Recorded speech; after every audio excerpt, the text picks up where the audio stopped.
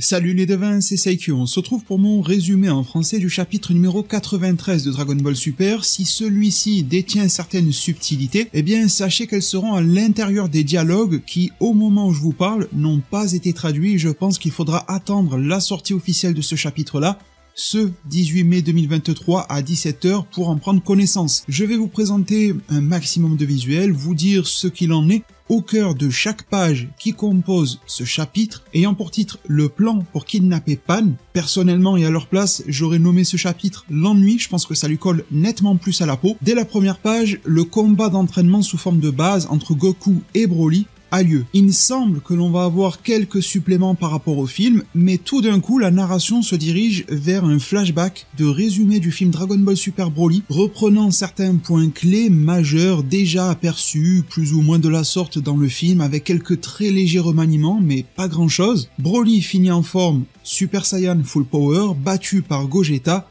téléporté sur Bampa, sur laquelle il rejoint à la fois Shirai et Raymond. De retour dans l'action présente de cet arc super-héros, Broly commence à power-up. Au début, son regard est normal, puis ses pupilles disparaissent, son aura s'intensifie, sa musculature on dirait aussi, il perd complètement le contrôle, et Goku va lui mettre bien gentiment un stop. On remarquera que Broly arrive à s'arrêter sur les simples mots de Son Goku, qui est un maître pour lui, et il n'y a pas besoin que Whis interfère par exemple, il n'y a pas besoin que Goku utilise un certain pouvoir pour le calmer. Ici, dans ce cas précis, ça a pu suffire. Pendant ce temps, Vegeta est en pleine méditation, sujet que l'on a abordé en long, en large et en travers durant la vidéo qui s'affiche à l'écran. Vous êtes nombreux d'ailleurs à l'avoir visionné, merci infiniment, vraiment de tout cœur. Et Broly, ayant secoué à la fois ciel et terre avec son pouvoir dévastateur, va recevoir de la part de Goku, sur le ton de l'humour, une requête lui disant d'aller s'excuser auprès de Vegeta car celui-ci cherchait le calme, la sérénité via la méditation. Méditation suppose Yardra, apprise durant l'arc Moro, avec leur doyen Pibara. Goku va dire à Vegeta d'arrêter cela car sinon il va finir par rouiller, et il va même s'étonner du fait que Vegeta accorde désormais de nos jours de manière actualisée autant d'importance à la méditation. C'est alors que Vegeta, toujours en pleine méditation, les yeux fermés, va mentionner Jiren, Broly, Moro, Gas et Freezer qui ont tous pour point commun de l'avoir surclassé à un moment ou un autre. C'est alors que Vegeta demande à Son Goku quelle est la différence entre ces gars-là et eux. Comment ont-ils pu se faire surclasser par ces derniers? Et Goku va répondre qu'il faut probablement entraîner encore plus son corps. Vegeta va dire à Goku qu'il a tort, et que leurs corps ont déjà en réalité atteint leurs limites. Leur pouvoir, capacité de résistance, etc. ont déjà atteint des sommets. Il va falloir, selon Vegeta, utiliser leur pouvoir de manière différente. Il va falloir que leur corps et esprit soient nettement plus relâchés lorsqu'ils n'attaquent pas. En gros, Vegeta applique des principes que tous les boxeurs professionnels dans la vraie vie appliquent. Apprendre à être relâché, à être presque calme et détendu en plein combat, même dans un combat qui opposerait les deux plus grands champions de cette terre, et de pouvoir déployer les plus belles puissances, agilité, capacité au combat lorsque le mouvement est nécessaire, pour être à la fois plus efficace, mais comme le dit Vegeta, pour reprendre le résumé, pour qu'également leurs mouvements ne puissent pas être lus avant même qu'ils ne les réalisent, pour qu'il n'y ait pas cette tension dans le corps et l'esprit qui montre et dévoile à des adversaires d'une telle trempe, Jiren, Broly, etc., qu'ils vont passer à l'action, et qu'en plus ça permettrait de préserver son endurance si Vegeta et Goku y arrivaient. C'est alors que Whis descend du ciel en applaudissant, il va trouver que les propos de Vegeta et sa pensée sont brillants, et il est même surpris qu'il ait pu remarquer cela. La discussion entre tout ce beau monde va se poursuivre, et c'est alors que Beerus intervient. Il intervient d'une manière relativement similaire à celle du film, il est réveillé par les douces odeurs de nourriture et j'en passe, jusqu'à ce qu'il remarque que Broly est là. Goku répond d'ailleurs à cela, donc ça serait intéressant de voir dans la version finale, sur Manga Plus notamment officielle, quels seront les propos qui pourront être détaillés par rapport à Black Freezer ou Freezer. On se rappellera que Freezer était bel et bien mentionné à ce moment-là dans le film, mais les bavardages ne peuvent pas continuer étant donné que Raymond est dans les parages avec une poêle qui fait saliver Beerus, et si vous me permettez l'expression, ce n'est pas la seule chose qui va provoquer cet effet-là à Beerus, il y a aussi Shirai qui transporte son fameux sac de patates ou je ne sais quoi. Tout ce beau monde peut alors rester, tandis que sur une autre, des lieux plus connus, à savoir la Terre, Piccolo s'active pour que son potentiel soit libéré. Il va chez Dende, une mention au doyen Namek de l'époque sera faite, comme dans le film avec l'éveil de potentiel. C'est une scène extrêmement similaire au film en apparence.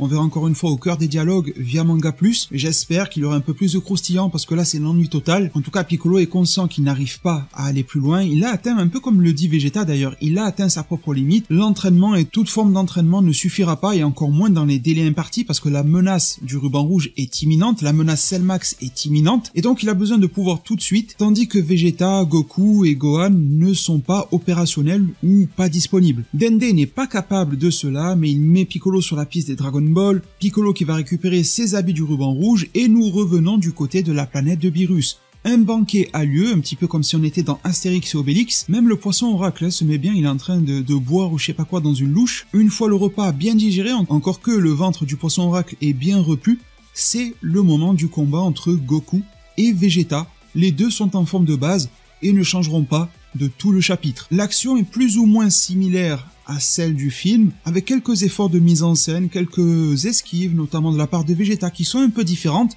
mais qui vont dans le même sens que le film, à savoir que Vegeta, alors qu'il n'est pas à la base le possesseur de l'Ultra Instinct, c'est quand même le fort de Goku, va arriver à esquiver de manière assez impressionnante, ou dans le pire des cas, à parer. C'était quelque chose que j'avais déjà souligné dans ma review du film, et c'est quelque chose qui ressort de nouveau ici.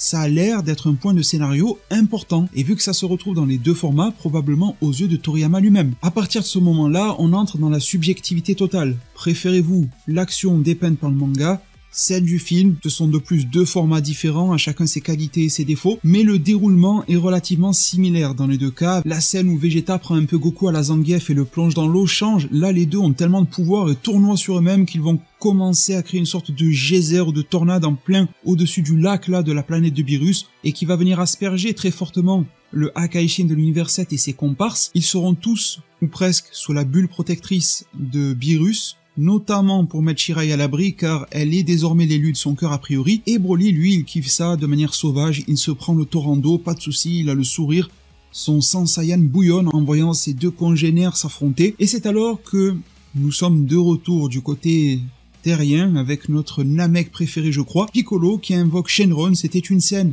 que j'ai trouvé assez impressionnante dans le film. Elle est très rapide, très concise, très peu mise en scène je trouve dans le manga. Pas de grosse mise en scène pour Shenron ici, on n'a pas l'impression qu'il soit si important que ça comparé au film. C'était l'un des points forts du film, dommage de ne pas l'avoir respecté ici. En tout cas, le vœu est réalisé, Piccolo obtient sa libération de potentiel. Forcément, le changement de couleur ne se voit pas tellement en manga, c'est du noir et blanc. Son design a l'air de bien moins évoluer aussi sous cette forme potentielle libérée, sans parler de couleur. Au niveau de son visage, je le trouvais plus changeant lorsque Shenron donnait la fameuse glace, le miroir pour qu'il se regarde dedans. Scène qui d'ailleurs n'a pas lieu dans la version manga. En tout cas, il y en a une qui va poser la même question que dans le film, qui va formuler le même vœu, à savoir faire grossir son fessier, améliorer la qualité de ses cils, ses Bulma, et ce afin d'épuiser les vœux que l'on puisse formuler auprès de Shenron, qui se justifient dans le scénario afin d'éviter que des méchants puissent en abuser. Une fois les Dragon Ball dissipés aux 4 coins du monde, ou plutôt aux 7 coins du monde, une petite nouveauté prend place. Trunks nous est montré d'ores et déjà. On se rappellera de la préquelle Super Héros. Trunks porte sur lui sa montre de transformation en Saiyaman X1.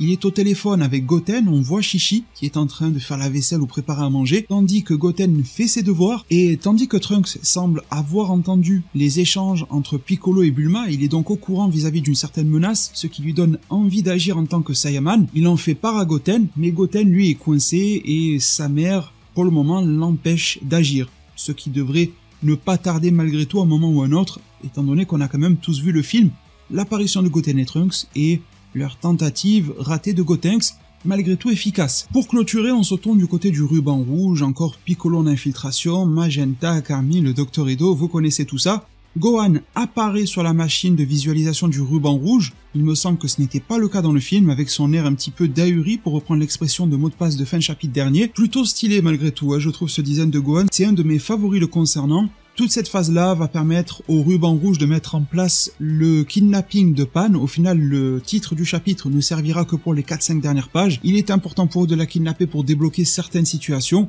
Ils vont donc au domicile de Gohan, Piccolo se met en avant en disant qu'il sait où il habite et qu'il pourra les assister pour attraper Pan.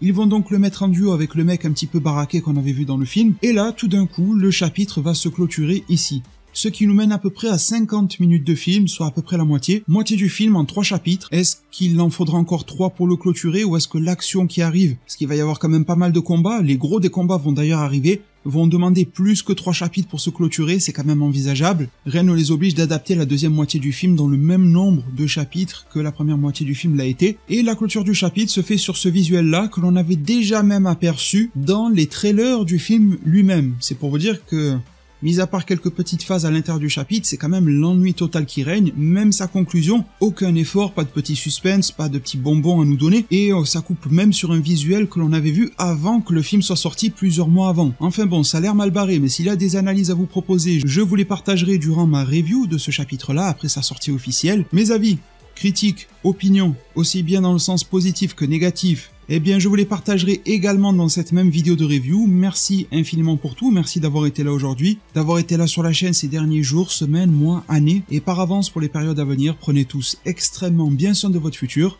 et à plus pour de prochains arts divinatoires.